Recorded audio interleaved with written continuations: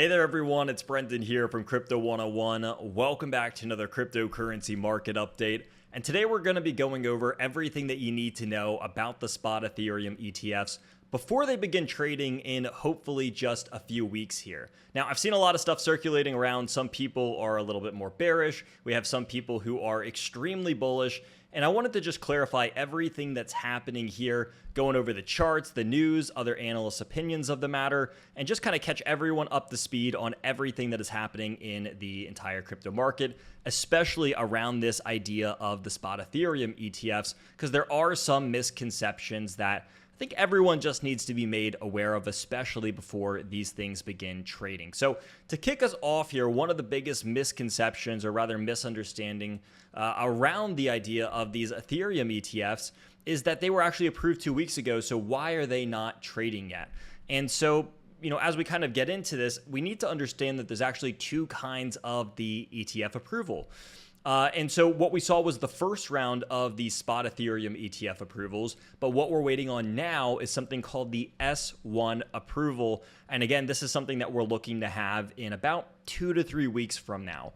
And so what this S1 approval will do, and I'm going to flash up a screenshot so that everyone can kind of track along here, but these S1 approvals actually determine or allow the Spot Ethereum ETFs to begin trading. So let's think of this like holistically. Let's step back for a second. We got the actual ETF approvals themselves. Now we need a second round of approvals to actually allow them to trade on the open markets. And so that's what we're looking at. And they even mention it and reference it in this article saying, hey, we're expecting this to happen in roughly 2 to 3 weeks. So at the time of making this would actually put us towards maybe the middle or end of June is the general kind of understanding of when most people are expecting this to happen. So it's not something that's going to happen overnight. It's not something that we're going to see, today or tomorrow or anything like that, very, very likely. But what we can do here is kind of actually get a little bit of a buffer zone. And so I've seen other articles like this one floating around saying, oh my goodness, Bitcoin's now short-term bearish and it's flipping and it's bearish now and it's going to go under 65K and there's all these things. And I'm seeing more and more articles like this. And we're going to get into the charts in just a moment because I want to explain my thoughts on here and why I think a lot of this is just a little bit of FUD and baloney, and I think it's blown a little bit out of proportion. But when we're going into this, kind of like a little pre-trading zone before this Ethereum spot ETFs actually begin here, I also think it's equally as important to kind of look at what happened before the Bitcoin ETFs started trading. And so when we look at this was right around the time of the Bitcoin ETF approvals and when the Bitcoin ETFs started trading right around January 11th here.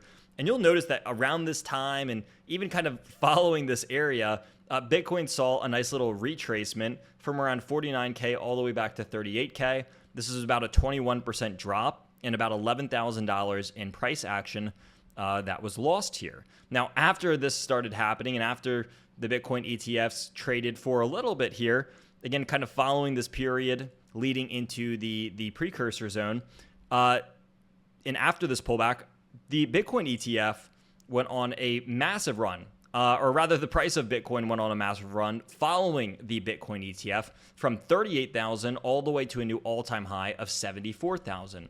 And so what this looked like is this was actually about a 92 to 93% gain over about a month and a half period.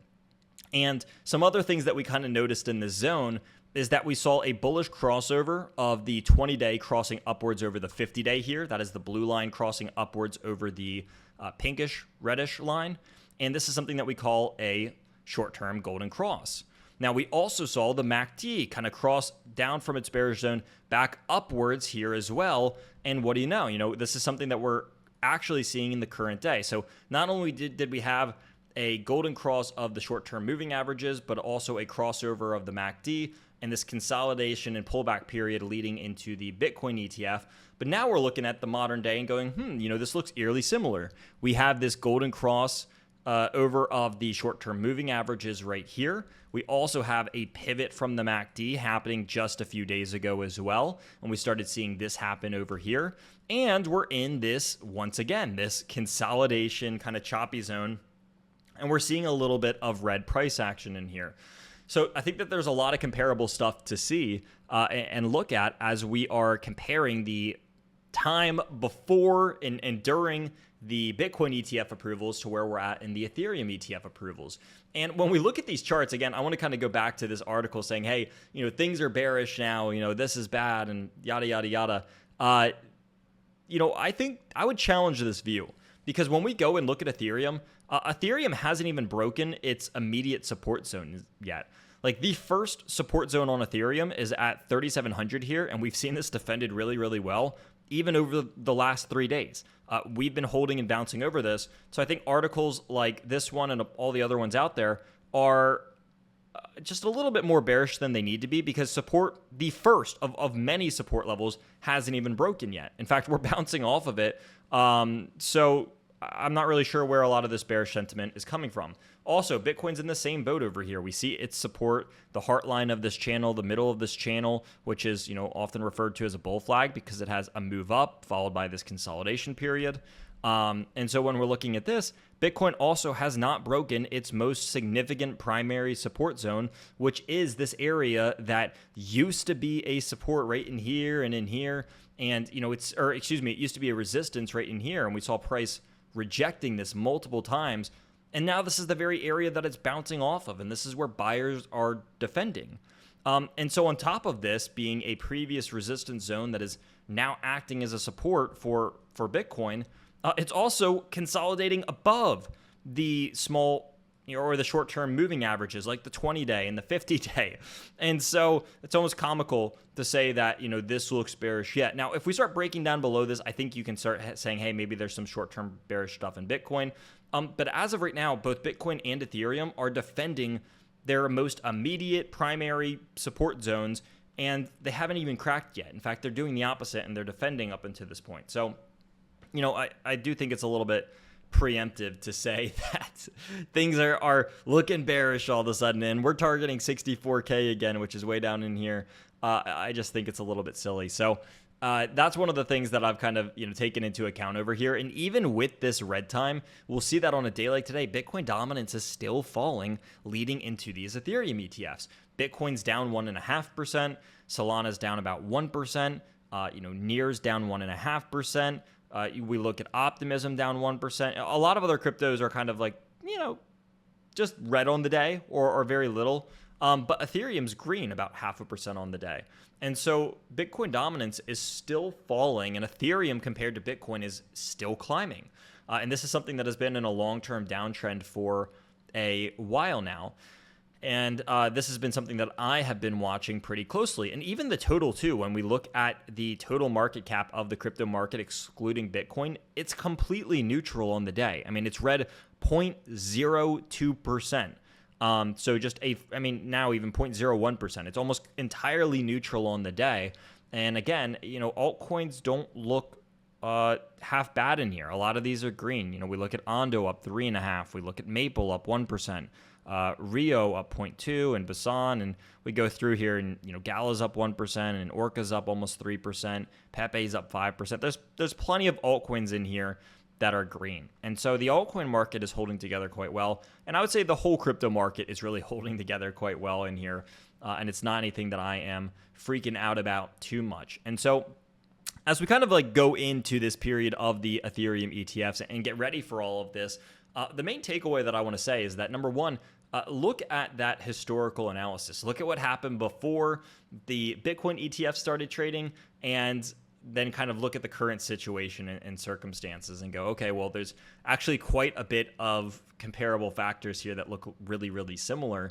And so then beyond the charts, just look at the holistic view of the market here and understand that Bitcoin rallied really, really hard after the trading of the Ethereum or after the trading of the spot Bitcoin ETFs. We had a little bit of a pullback period, but that was the slip, dip, and a rip, right? That was the pullback before we shot to new all-time highs. And I don't think it's too far-fetched to say that we could see a similar thing happen to Ethereum. And historically speaking, we've seen Bitcoin rally and altcoins kind of do whatever. But when Ethereum rallies historically, the whole crypto market tends to do quite well, including altcoins.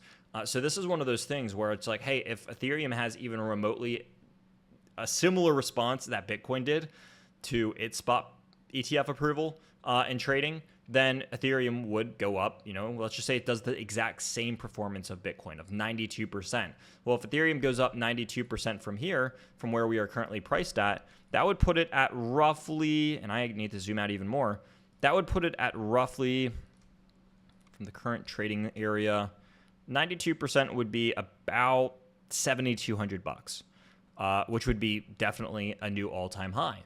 And so there's a lot of cool things to kind of or maybe not walk towards, look towards, or rather, that's probably a better way to put it. But there is a lot of exciting stuff ahead, because if this acts as the catalyst that it has in the past, and if we use any kind of past performance to indicate what could happen here, it does still look largely bullish. So that's my main takeaway from this. I'm looking at this. I'm still very excited about the markets, and whatever kind of dips that we might get here, the way that I look at them is I look at them as buying opportunities. So nothing I say here is legal, financial, or tax advice, but that's just the way that I see the crypto market at the moment.